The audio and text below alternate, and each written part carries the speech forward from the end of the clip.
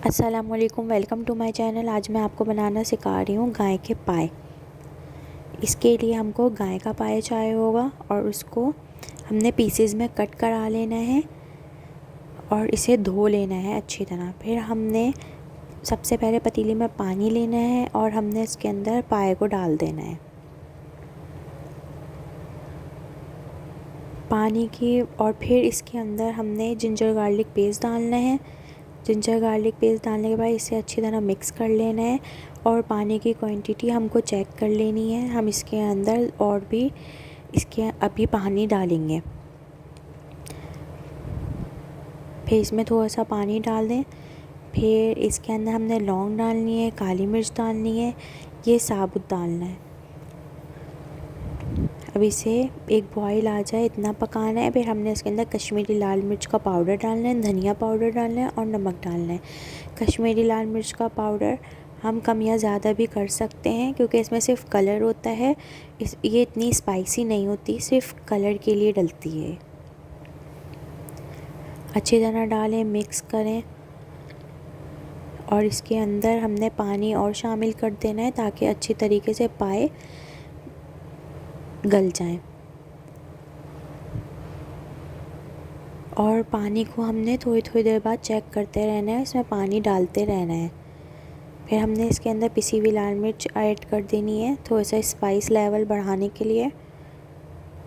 अब आप चेक करें इसका कलर कितना अच्छा हो गया है और इसमें बबल्स भी आने स्टार्ट हो गए हैं। कम से कम इसे 7 से 8 घंटे तक लो फ्लेम पे पकाना है ताकि अच्छी तरह पाए गल जाएं।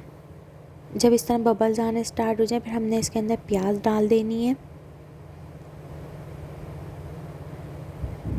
अब ये 7 से 8 घंटे में देखें कैसा इसका टेक्सचर हो गया है। ये गलना स्टार्ट हो गए हैं और ये गल चुके हैं। जब ये इस तरह गल जाए पाए तो हमने इसको इसके शुरबे में से अलग कर लेना है। इसका गूदा और हड्डियाँ अलग कर लें और इसका जो शुरबा है इसे छान लें और इसे अलग रख लें। फिर हमने इसे आखिर में इस्तेमाल करना होगा छान कर। अब हमने पाए को भगाना है। इसके लिए हमको सबके से पहले घी चाहिए। फिर हमने इसके अंदर प्याज डाल देना है। प्याज को इतना पकाना है कि ब्राउन हो जाए।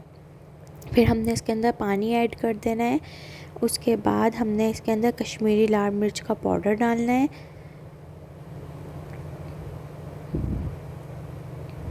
धनिया पाउडर डालना है, हल्दी और इसे अच्छी तरह मिक्स करें और भून लें ताकि मिर्चों का कच्चापन ख़त्म हो जाए।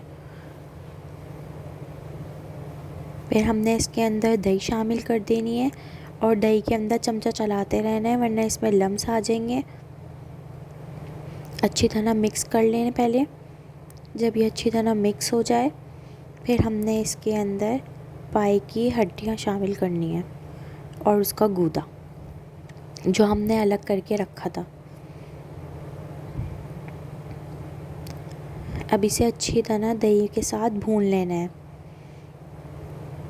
और ज़्यादा ज़ोर ज़ोर से चमचा नहीं चलाना वरना इसका गूदा टूट जाएगा। हल्के हल्के चमचा चलाना है।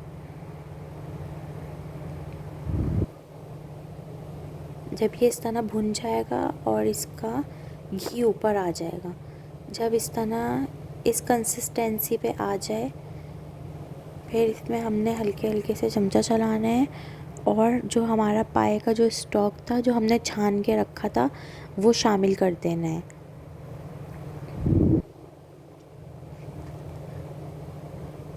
और इसे अच्छी तरह पका लें ताकि ये इसके साथ पक जाए और गाढ़ा हो जाए, शोरबे की तरह बन जाए गाढ़ा। और शोरबे की कंसिस्टेंसी आप अपने हिसाब से रख सकते हैं।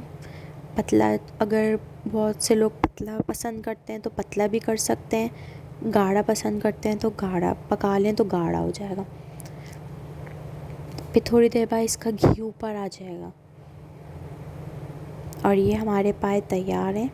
इसे गरम गरम नान के साथ सर्व करें और इसके साथ हरी मिर्च, नींबू, अदरक, हरा धनिया वो भी सर्व कर दें।